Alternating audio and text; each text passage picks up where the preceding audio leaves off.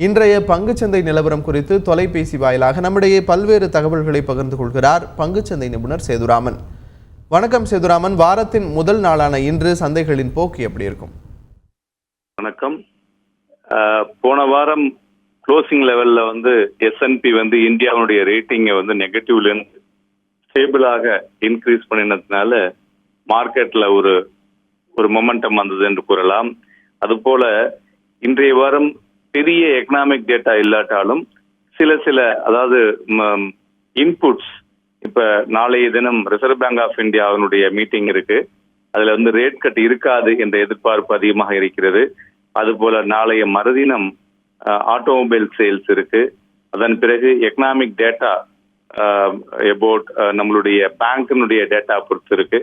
So இவையெல்லாம் ரொம்ப பெரிய அளவுல எக்கானமியோ ஸ்டாக் மார்க்கெட்டோ பாதிக்காட்டாலும் பட் அதனுடைய இன்புட் மார்க்கெட்ல ஒரு ரியாக்ஷன்ஸ் ஏற்படுத்தக்கூடும் சொல்லலாம்.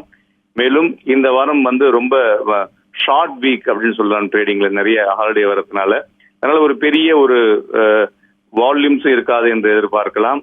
மேலும் நமது பிரதம மந்திரி அமெரிக்கால நிறைய இன்புட்ஸை கடந்த 2-3 தினங்களாக கொடுத்திருக்கும் பொழுது இன்வெஸ்ட்மெண்ட்ஸ் ஃப்ளோ அதிகமாக வரக்கூடிய வாய்ப்புகள் இருப்பதனால ஒரு சென்டிமெண்ட்ல மார்க்கினுடைய இம்பாக்ட் இருக்கக்கூடிய வாய்ப்புகள் அதிகமாக தெரிகிறது.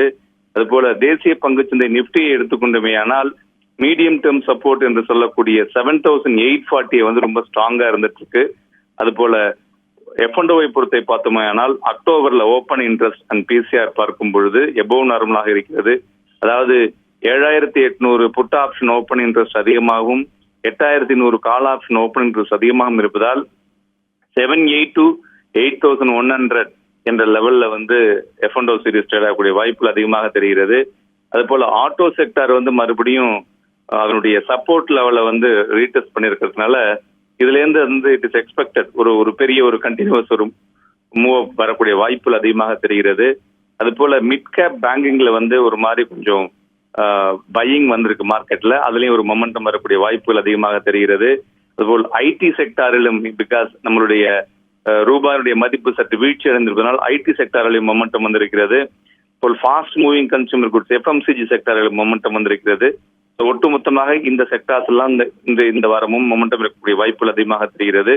இண்டிவிஜுவலாக பார்த்தாக ஐடி செக்டார்ல HCL technologies and tech Mahindra நல்ல மொமெண்டத்துடன் இருக்கிறது. அதுபோல ரிலையன்ஸ் இண்டஸ்ட்ரீஸ் மற்றும் BHEL வீக்னஸ் ஆக இருக்கிறது. ஸோ ஓவரால் இந்த வாரம் பெரிய வாலட்டிலிட்டி இல்லாமல் ஒரு மிக்சடா இருக்கக்கூடிய வாய்ப்புகள் அதிகமாக தெரிகிறது.